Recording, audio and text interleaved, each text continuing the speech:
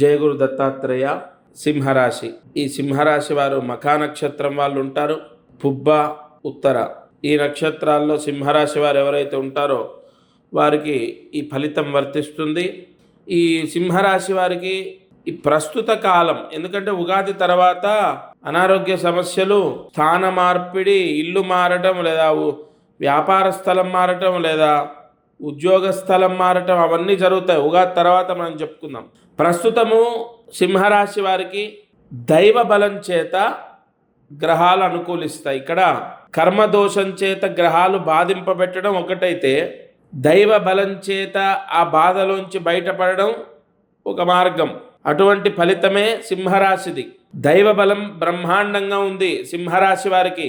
తద్వారా ఆటుపోటులన్నీ కూడా ప్రథమంలోనే వెళ్ళిపోతాయి.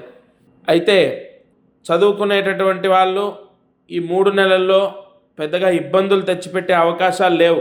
చదువుకోవడము, చెప్పిన మాట వినటం, ఇదంతా కూడా అనుకూలంగా ఉంది.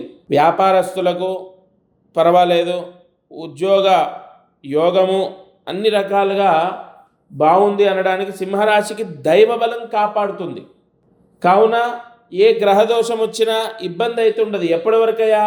గురువు వారికి అనుకూలించేంత వరకు, అంటే జూన్ వరకు పర్వాలేదు. జూన్ తర్వాత కూడా గురువు మళ్ళీ లాభస్థానంలోకి రావడం, అది కూడా పర్వాలేదు. ఓవరాల్గా 2025 సింహరాశికి చదువులో, వ్యాపారంలో, ఉద్యోగంలో పెద్ద ఇబ్బందులు లేవు. అయితే శని మారిన తర్వాత సమస్యలు మొదలవుతాయి. అది ఉగాది తర్వాత ఉంటుంది, అది మనం చెప్పుకుందాం.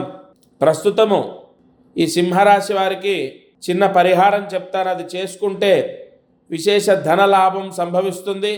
2025 ప్రథమ దశలో సింహరాశి వారికి పెద్ద పెద్ద సమస్యలు, చికాకులు ఏవి రాకుండా ఈ పరిహారంతో రక్షింపబడతారు. ఏం చేయాలి? ఈ సింహరాశి వారు ప్రతిరోజు ఇంట్లో నువ్వుల నూనెతో దీపం వెలిగించాలి. ఒకటి. ఎప్పటి వరకు ఈ పరిహారం చేస్తే దోషం పోతుందండి? జనవరి, ఫిబ్రవరి, మార్చి 3 నెలలు ఉగాది వరకు ప్రతిరోజు ఇంట్లోనే పూజా మందిరంలో నువ్వుల నూనెతో దీపం వెలిగించండి. జనవరి నెలాఖరులో లేదా ఫిబ్రవరిలో దగ్గరలో ఉన్న ఆంజనేయ స్వామి దేవాలయంలో తమలపాకులతో సింధూరము రాయించి తమలపాకులతో పూజ చేయించండి.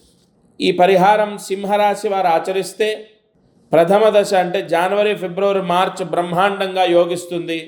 సింహరాశి వారికి పెద్ద పెద్ద సమస్యలు, చికాకులు, విపత్తులు రాకుండా రక్షింపబడతారు.